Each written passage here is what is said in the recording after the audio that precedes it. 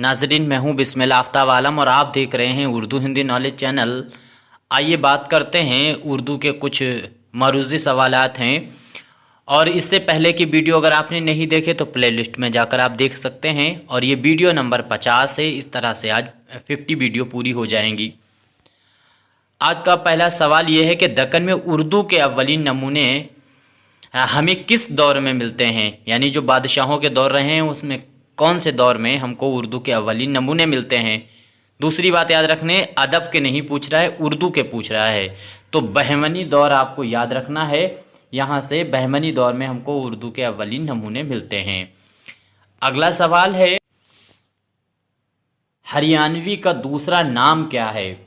तो हरियाणवी का दूसरा नाम आपको याद रखना है, बांगड़ू जो है वो हरियाणवी का दूसरा नाम है। ये आपको यहाँ से याद रखना है। अगला सवाल है, भागमती किस मसनवी का किरदार है। तो कुतुब मुश्तरी जो है मुल्ला वजही की लिखी हुई, उसमें यह किरदार है भागमती का और ये हीरोइन है भागमती। बाद में इसी से शादी करने के बाद में कुली कुतुब शाह ने दक्कन को मौत से किसको रुस्तगारी है, आज वो कल हमारी बारी है, ये शेर किस मसनवी का है। तो ये शेर जो है वो ज़हरे इश्क से लिया गया है। ज़हरे इश्क जो मसनवी है वो शुमाली हिंद की मसनवी है और ये लिखी गई है लखनऊ में। अगला सवाल है, एक दावा है और एक दलील है। दावा और दलील को गौर से पढ़ना है, फिर जवाब देना है। दावा तो ये है, तरक्की पसंद तहरीक ने उर्दू शेर व अदब को एक नई सोच दी। ये दावा है, बिल्कुल दुरुस्त है दावा। दलील देख लीजिए, इस तहरीक ने रुझानात परस्ती के ख़िलाफ़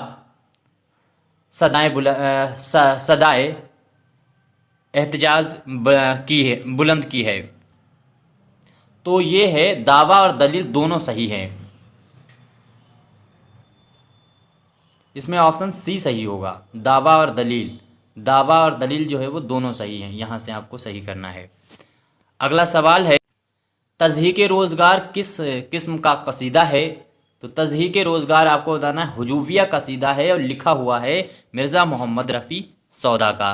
अगला सवाल है, ज़ेल के शेर में कौन सा लफ्ज़ है जिसमें ईहाम का इस्तेमाल किया गया है। तो ये सवाल है। अब आपको शेर देख लीजिए पहले। मैकश को होश अयाक की है, परवाने को लौ चिराग की है।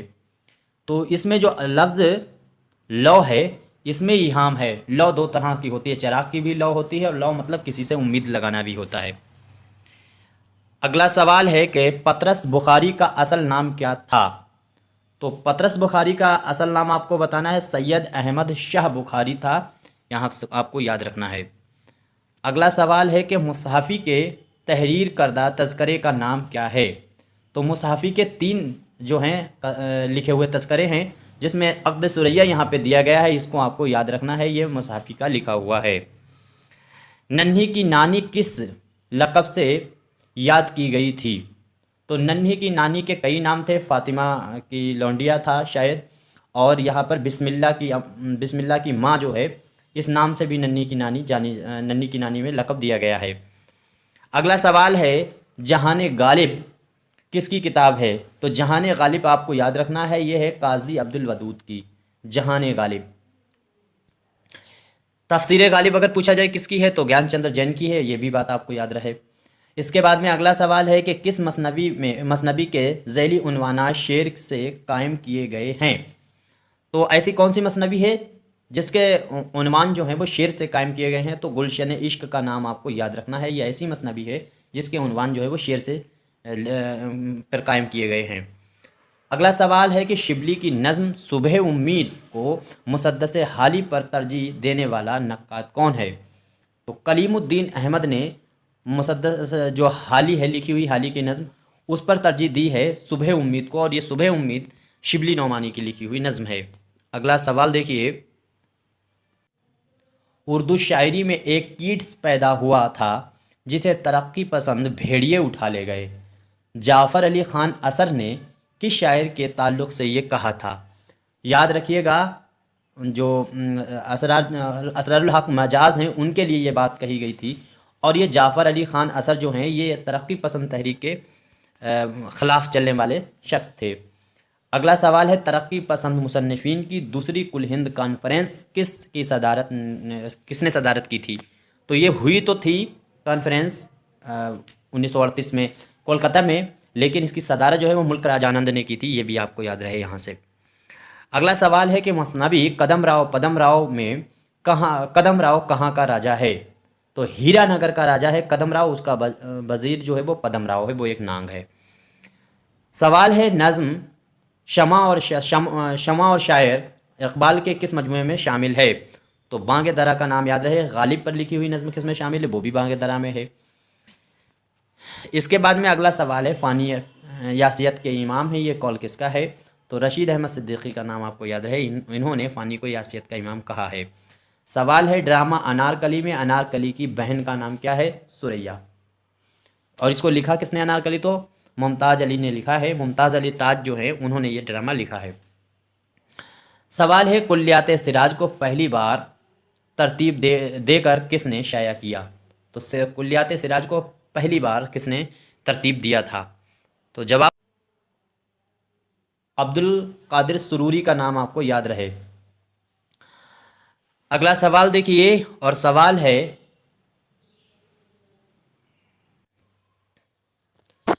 अरे वह सुलह हुई तो क्या, वही आग दिल में भरी रही, वही खू रही वही बू रही, वही फितरत बशरी रही। इस शेर का खालिक कौन है? तो आपका सही जवाब होगा या से गाना चंगेज़ी। अगला सवाल है, खालिक ने दिए थे 4 फर्जंद, दाना अक्ल ज़की खिरदमंद। इस शेर में कौन सी सनअत का इस्तेमाल हुआ है? तो लफ़ व नस्र मुरत्तिब का इस्तेमाल हुआ है। अगला सवाल है, मुंशी प्रेमचंद का अफसाना मालकिन में सेवादास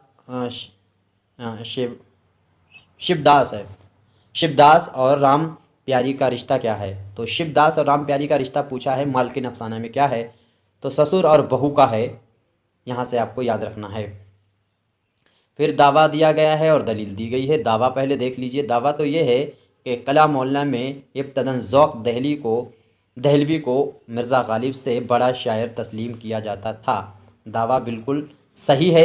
दलील ये है, ज़ौक़ दहलवी ने कसरत से गज़लें कहीं, ये नहीं, जो कारण है वो ये नहीं है। तो दावा सही है, दलील गलत है, क्योंकि इन्होंने ज़ौक़ ने कसीदे कसरत से कहे हैं, गज़लें नहीं। अगला सवाल है, नावल उमराव जान अदा में उमराव का पहला मुजरा कहाँ हुआ था? बहुत बार पूछा गया है। तो नवाब शुजाउद्दौला ख़ान के यहाँ इसका पहला मुजरा हुआ था। शुजाउद अली ख़ान के नाम याद रहे, शुजाउद्दौला बता दी, शुजाअत अली का नाम आपको याद रखना है। इसके बाद में नज़्म तवा तवाई का असल नाम क्या है? तो सैयद हैदर अली जो है वो इनका असल नाम है। नज़्म तवा तवाई का सैयद हैदर अली। अगला सवाल है कि सर सैयद ने अपनी किताब आईन अकबरी पर तकरीज़ लिखने की फरमाइश किससे की थी? तो बहुत आसान सवाल है, मिर्ज़ा गालिब से इन्होंने की थी और बहुत बार पूछा गया है।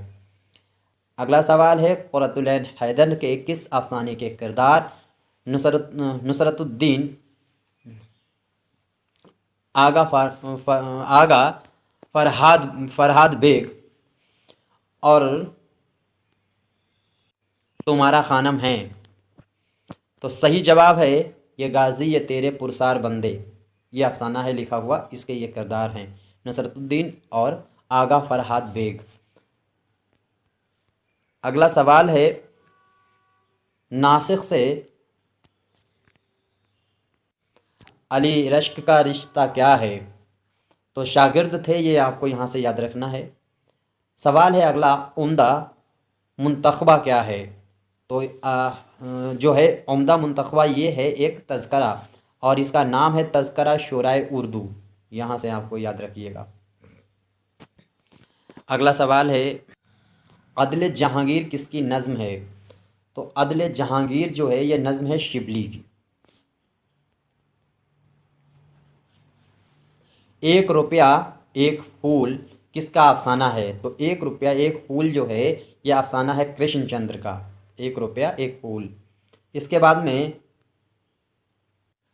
मुजावर हबीब तनवीर के किस ड्रामे का किरदार है? तो ये है शतरंज के मोहरे, मुजावर किरदार है शतरंज के मोहरे, और ये लिखा हुआ ड्रामा है हबीब तनवीर का। अगला सवाल है, हिंदुस्तान छोड़ दो किसका अफसाना है। तो आपका सही जवाब होगा इस्मत चुगताई का। अगला सवाल है गर्द आफरीद।